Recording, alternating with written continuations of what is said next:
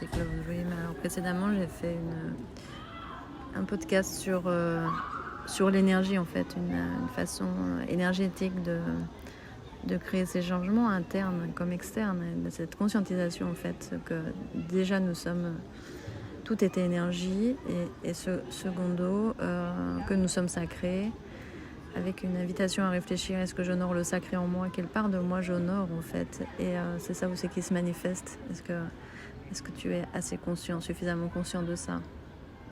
Aujourd'hui, je pourrais revenir là-dessus aussi et voir, comme toi, comme pour moi, j'imagine, en tout cas, il y a un temps aussi, quand les choses énergétiquement ont changé, aussi de ce que j'ai envie de créer de nouveau, il y a un temps, c'est prendre le temps d'ancrer complètement, très profondément à l'intérieur de soi ce qui est là. Donc il y a une forme de profondeur, de lenteur, et c'est ça en fait qui va faire gagner du temps, paradoxalement. Donc bien sûr, auparavant, conscientisation de ce qui fait obstacle à l'intérieur de moi, alchimisation évidemment, hein, c'est vraiment le principe alchimique, vitriol, d'aller à l'intérieur de soi, de rectifier et de ramener aussi des trésors de ce qu'on a compris, comment on s'était construit. En fait, ce sont les constructions qui vont empêcher. C'est dans notre état naturel, on va dire, notre nature originelle, notre essence, elle est abondance. Donc l'empuissancement, c'est sentir l'énergie croître à l'intérieur de toi, cette puissance-là d'énergie énergétique, quand tu vas mettre une attention, bien sûr, parce que c'est aussi où tu mets ton attention, l'énergie va. Donc bien sûr, si tu mets ton attention sur ce qui n'est pas là, sur ce qui manque, l'énergie va là. Donc cet empuissancement d'énergie, moi je l'ai beaucoup pratiqué de façon, on va dire, chamanique et tantrique. J'ai aussi des pratiques que j'ai mis en vidéo en lien avec certaines masterclass que j'ai posées. Si tu es intéressé, tu peux me faire un signe.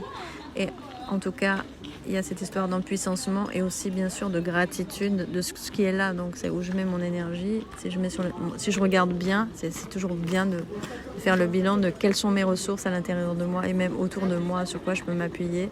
Même si la sécurité à l'intérieur de soi, qu'est-ce qui est à l'intérieur de soi, c'est ce sur quoi je peux m'appuyer. Et pas sur l'extérieur, mais je peux faire un bilan quand même des ressources qui sont pour moi, autant à l'intérieur, des liens qui sont bons pour moi aussi, qui sont soutenants. Et ça, bien sûr que c'est important pour avancer dans mes projets.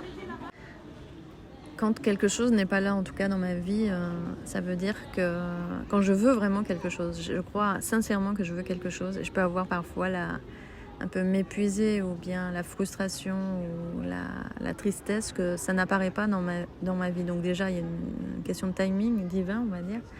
Mais surtout, souvent, c'est que en fait, j'ai une part de moi qui veut ça, mais j'ai plein d'autres parts qui font obstacle. Et c'est bien ce à quoi je sers d'ailleurs dans les accompagnements, où j'ai cette espèce de flair, cette sensibilité, cette intuition, cette capacité de détecter qu'est-ce qui est en chacun fait obstacle, en fait. Qu'est-ce que c'est la croyance qui est là? Et bien sûr, pour la transmuter aussi de façon énergétique.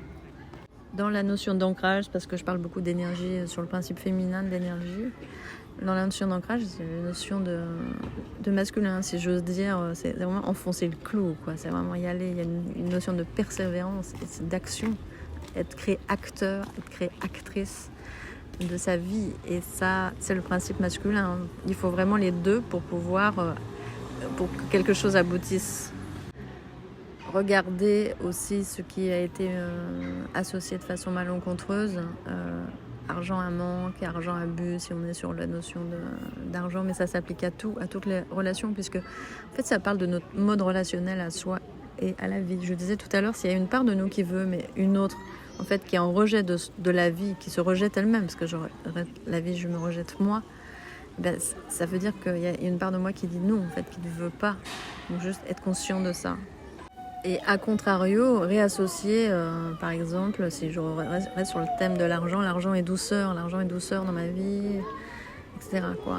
Et sur le thème, ou ma relation, bien sûr, qu'est-ce que je mets dans ma relation idéale, amoureuse, qu'est-ce que je veux associer, et donc réancrer ça à l'intérieur de soi, l'engrammer profondément dans ses cellules, comme comme après avoir désengrammé en fait ce qui était qui peut être très transgénérationnel d'ailleurs, ou dans ses mémoires d'histoire suite à des mauvaises expériences, qu'est-ce que j'ai pris pour acquis en fait, et qui fait que jamais j'imagine par exemple pouvoir rencontrer la personne qui va être bonne pour moi, etc., etc.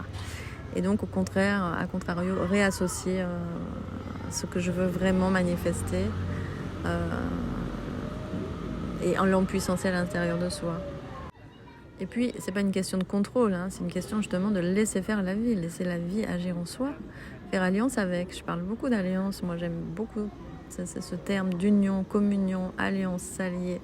C'est s'immerger complètement, plonger dans la vie, et avec ce mot que j'aime bien aussi, serendipity, qui est le nom de mon premier site de coaching d'ailleurs, et qui est de l'art en fait de s'ouvrir à l'inconnu, donc de laisser la place à l'inconnu. Alors en même temps, on sait ce qu'on veut, et en même temps, dans la forme, laisser aussi une place à ce que la vie en général a beaucoup plus d'imagination que nous. Elle peut nous offrir beaucoup plus grand que nos pensées limitées d'humains. La vie, elle a beaucoup plus de possibilités que notre simple ego en fait. Et donc, dans quelle mesure je lui laisse la place? Donc, qui dit place dit aussi prendre sa place. Est-ce que je suis prêt à vraiment prendre cette place que je prétends vouloir incarner? Donc, qui je veux être aujourd'hui?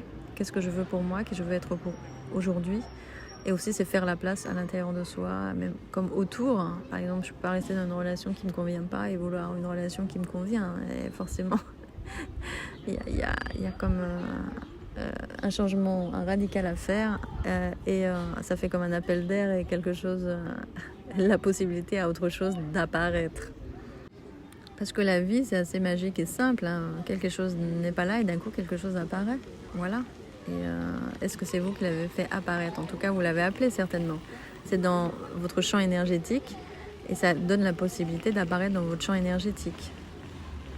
Alors on sait très bien le faire pour ce qu'on ne veut pas, donc on peut très bien le faire pour ce qu'on veut. Tout est question de renversement. En ce moment, j'expérimente beaucoup, j'observe beaucoup. Souvent, les choses ne sont pas à leur place, pour revenir le mot de place, et c'est réajuster les choses, les remettre à leur place et faire des renversements en fait, de choses qui sont souvent inversées dans notre inconscient. Donc mes actualités là, c'est prochainement donc masterclass 111, prochaine masterclass qui aborde tous ces sujets, qui est un process collectif. Donc si tu veux te joindre à nous dans ce process, tu peux le rejoindre à partir du 21 octobre et n'importe quand en fait. Je vais mettre beaucoup de contenu parce que je suis généreuse et je suis très inspirée quand je suis en lien avec vous. Après, bien sûr, il y a les accompagnements invités individuels en visio, en séance, etc. Je fais aussi quelques pratiques en présentiel. En tout cas, en visio, les coachings pour aller justement regarder tout ça de vraiment très très près, et pour de vraiment authentiques changements profonds.